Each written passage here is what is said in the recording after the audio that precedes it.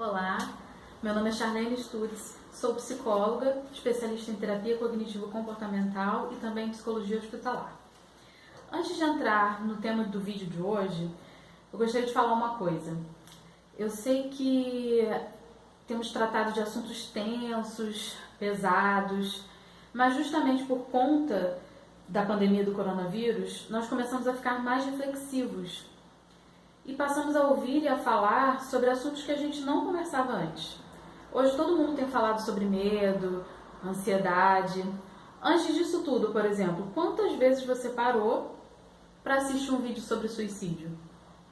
Isso quer dizer que agora olhamos mais para dentro de nós e também para o outro. É uma porta que se abriu para a gente tratar desses assuntos. Precisamos sim falar sobre saúde mental. Precisamos sim falar sobre suicídio, que é um problema de saúde pública. Falar ajuda, a informação liberta, como a gente já falou algumas vezes aqui, e conhecendo mais sobre esses assuntos, que ainda são um tabu, você ajuda, de repente, alguém que está pertinho de você, está passando por isso e você nem percebeu. Então, muitas pessoas ainda acham que falar sobre o suicídio agrava ou estimula a situação. Mas, para ser bem sincera, a gente precisa tratar desse assunto e parar de ter medo de falar sobre isso. Ter uma conversa responsável sobre esse tema pode levar as pessoas a buscarem a ajuda adequada. Assim como no passado não se falava muito sobre o câncer, sobre doenças sexualmente transmissíveis, descobriu-se que quando as pessoas começaram a conhecer melhor esses problemas, a prevenção passou a ser mais eficaz. Então, omitir o suicídio das nossas conversas não evitará que as pessoas o cometam, não vai deixar de existir. Na realidade, falar sobre o suicídio é uma das formas de preveni-lo. E o suicídio é um gesto de autodestruição que visa intencionalmente a morte. É a realização do desejo de morrer ou de dar fim à própria vida. Pessoas de todas as idades e classes sociais cometem suicídio. Com crianças é menos frequente, mas também acontece. Eu mesma já acompanhei um caso onde a criança se enforcou. Ela não chegou a óbito porque ela foi resgatada, mas ficou com sequelas irreversíveis.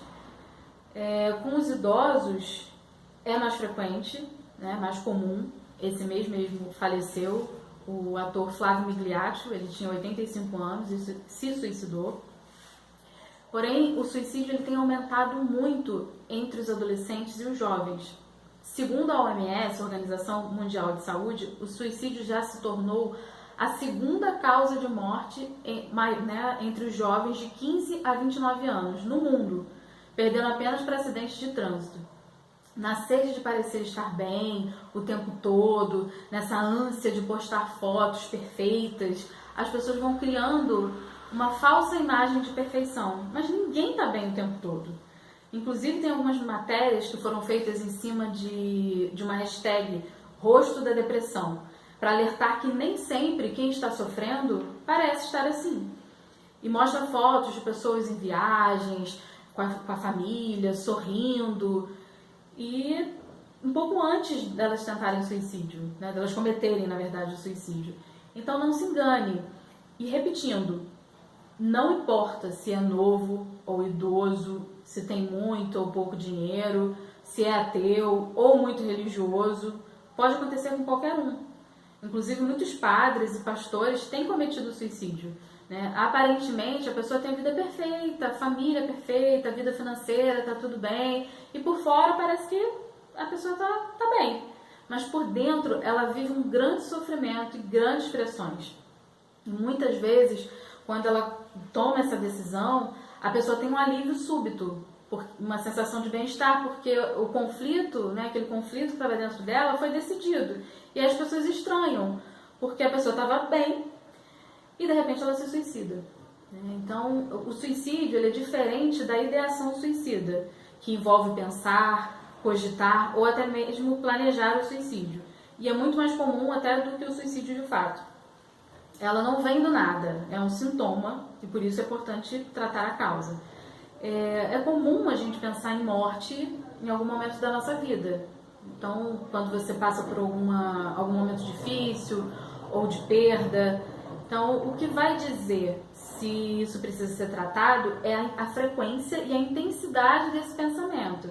Se ele fica muito forte, recorrente, várias vezes ao dia, e aí você começa a achar que aquilo é a única saída, e começa até a planejar, a pensar no método em como você vai fazer isso, aí isso passa a ser um problema.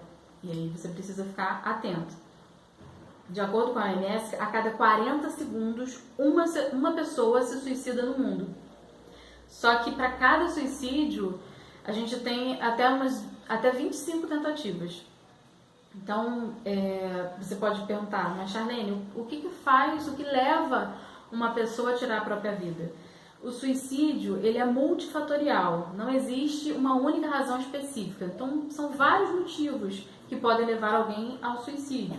A depressão é uma das causas mais comuns, mas também pode ser uma necessidade de aliviar pressões externas, como cobranças sociais, uma humilhação sofrida, além de culpa, remorso, ansiedade, medo, um fracasso e etc. São vários motivos, né? Então, o suicídio ele é uma solução definitiva para uma questão provisória. E para quem está vivendo, parece que aquilo não vai passar nunca. Então, é muito importante a gente dizer que quem toma essa atitude, ela está em muito sofrimento. A pessoa tem uma visão distorcida da realidade e ela não enxerga uma solução possível naquele momento. É um ser humano em desespero. E, na verdade, não é porque a pessoa não quer mais viver, ela não quer mais sofrer. E para acabar com esse sofrimento dentro dela, ela não enxerga outra saída, a não ser tirar a própria vida. Ela quer jogar a dor pela janela, mas para isso ela precisa se jogar junto. Ninguém acorda de manhã e se mata do nada, né? Geralmente é um processo onde a pessoa não aguenta mais e está gritando por ajuda. As pessoas sentem que a dor e o sofrimento são impossíveis de serem superados.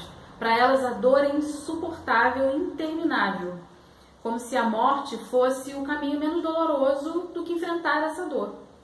E sozinhas elas não conseguem perceber que podem ter ajuda. E cada pessoa tem uma forma de reagir ao sofrimento. Então não adianta a gente comparar, pois o que de repente eu consigo lidar bem, para você pode não ser tão tranquilo assim. Então existem alguns fatores de risco que podem contribuir para o suicídio, como abuso sexual, o bullying, uma experiência traumática, uso abusivo de drogas, de álcool, desemprego, falta de vínculos sociais ou familiares, pessoas em situações extremas financeiras, né? Situações financeiras extremas, ou muito rica ou muito pobre, pessoas impulsivas ou agressivas, pessoas que já têm algum transtorno mental também, ou um histórico familiar, ou tentativas anteriores de suicídio. Tudo isso são fatores de risco. E alguns sinais, existem sinais? A gente não pode afirmar que sempre há sinais, mas a maioria dá sinais. Então, há pessoas que se matam e não dão sinais, mas a maioria sim. Então, a gente consegue perceber através de mudanças de comportamentos, pessoas que começam a estocar medicações, ou deixar as pendências resolvidas, dar algo de valor, de repente, a alguém querido, são alguns sinais. Então, assim, direta ou indiretamente, a maioria das pessoas avisa, sim. Tem alguns alarmes verbais também.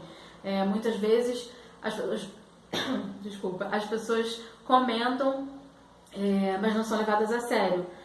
Por exemplo, comentários do tipo, eu quero morrer, a vida não tem sentido, eu sou um fardo para minha família, não sirvo para nada, se eu desaparecer ninguém vai notar, queria dormir e não acordar mais. Então, através, de repente, de desenhos, né? De repente a pessoa escreve alguma coisa, inclusive nas redes sociais, né? Muito comum, onde as pessoas têm mais coragem de falar o que estão pensando. Então, tudo isso pode ser um alerta.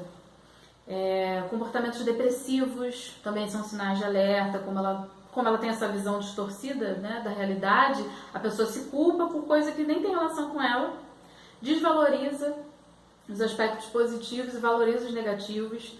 Mudança na rotina dela também pode ser um alerta, ela se isola, não faz mais o que gostava, um descaso com a aparência, tudo isso pode ser um alerta. Então, também existem alguns mitos, né, sobre o suicídio. Muita gente acha, por exemplo, que quem ameaça não se mata. Ou então quem quer morrer não avisa. E não é verdade. A maioria avisa sim e dá sinais sim, como a gente falou. Então não faça piadas. Que drama, para de palhaçada. E também não comece a falar tentando convencer a pessoa, do tipo, não faça isso, pensa na sua família. Deixe ela falar, simplesmente. Dessa forma, ela pode se vincular a você e talvez até vocês possam pensar juntos e perceber que existe uma outra forma, uma outra saída. Né? Porque é comum, quando estamos diante de situações desconfortáveis, a gente querer fugir. Então, a gente acaba falando, isso vai passar, é uma fase, vamos dar um passeio e que você vai melhorar. Porque causa realmente um desconforto na gente. Se já incomoda, já é difícil falar sobre morte, imagina sobre suicídio. Então, tem algumas outras interpretações também que não ajudam. Né? Dizer que a pessoa que tenta o suicídio está querendo chamar atenção, manipular, que é um ato de fraqueza, ou de covardia, ou até mesmo de coragem, que é a falta de fé, que é a falta de Deus. A gente precisa evitar esses rótulos de que a pessoa é fraca ou desequilibrada.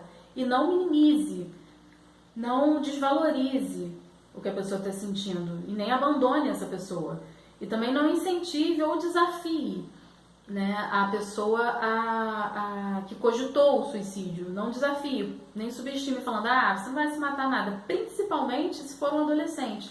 Porque ele pode achar que você está pensando que ele não é capaz de fazer aquilo, encarar como um desafio. Igual naquele jogo da Baleia Azul, era assim, eram vários desafios e no final o grande desafio era o adolescente conseguir se matar. Então não desafie. E como que a gente pode ajudar? Conversar abertamente sobre o suicídio é importantíssimo. Então fale com a pessoa, eu tô vendo que você não tá bem, pergunta o que está acontecendo, por que ela falou aquilo, se ela falou sério. Pergunte com todas as letras. Você está pensando em fazer alguma coisa, né, contra a sua vida? Escute essa pessoa com carinho. Deixe claro que ela pode desabafar com você. O grande diferencial é mostrar que você se importa e estimular ela, claro, a procurar ajuda. Você pode fazer a diferença na vida dessa pessoa mesmo sem saber. Porque nos primeiros momentos, minutos do desespero, às vezes a pessoa recebe alguma mensagem, escuta uma música, uma ligação e aí desiste. Então pode ser apenas um desabafo, uma brincadeira, mas pode ser um aviso mesmo. Então leve a sério, ofereça suporte, acolhimento e empatia, porque 90% dos suicídios poderiam ser evitados. A cada 10, 9 poderiam ser evitados se a pessoa tivesse recebido ajuda e um tratamento adequado. Então a gente precisa perder esse medo de se aproximar das pessoas e oferecer ajuda. A pessoa que está numa crise suicida, ela se percebe sozinha e isolada. Então se alguém se aproximar e perguntar, tem algo que eu posso fazer para te ajudar? A pessoa pode sentir abertura para desabafar. Então, nessa hora, ter alguém para ouvi-la, sem fazer críticas ou dar conselhos, sem julgar, pode fazer toda a diferença. Quem decide ajudar não deve se preocupar com o que vai falar. O importante é estar preparado para ouvir. A presença da família e dos amigos é muito importante nesse processo. Então, se você está passando por isso, eu entendo que o seu sofrimento está muito grande, mas tem saída. Respira e tenta buscar ajuda. Fale com alguém, liga para um amigo, diz para ele, olha, não tô conseguindo dar conta dessa dor. E às vezes alguém do seu lado pode te ajudar. Quando a pessoa fala, ela mesmo se escuta e começa a refletir e a repensar.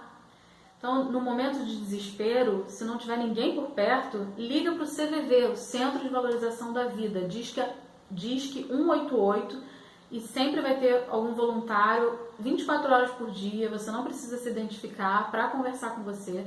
Eles também oferecem ajuda através do chat, e-mail, então isso pode salvar a sua vida. Não enfrente isso sozinho. Pedir ajuda não é fraqueza, e sim um ato de extrema coragem. E se você conhece ou convive com alguém que esteja passando por isso, ofereça ajuda. E lembre-se que o mais importante é ouvir do que falar. E para você que de repente já passou por isso, com alguém próximo, alguém da família ou algum amigo, é comum um sentimento de culpa ou impotência por talvez não ter percebido os sinais, mas nós não temos o controle sobre tudo que acontece na nossa vida e nem das pessoas que a gente ama. Então tente não julgar o passado como se a pessoa fosse egoísta e não tivesse pensado em você ou no outro. Nós não sabemos como ela realmente se sentia. Então não fique pensando que você deveria ter previsto, você não é responsável. Nem sempre dá para prever. Então ninguém tem culpa. Não é algo fácil de prever. Cuide da sua dor também. E os pais que estão passando por isso, principalmente os pais de adolescentes, também precisam se cuidar. Também precisam procurar ajuda, tá bom? Concluindo, gente, o foco tem que ser ouvir mais, dar mais atenção e cuidar da dor do próximo e da sua também. Enfim, esse foi o nosso vídeo de hoje.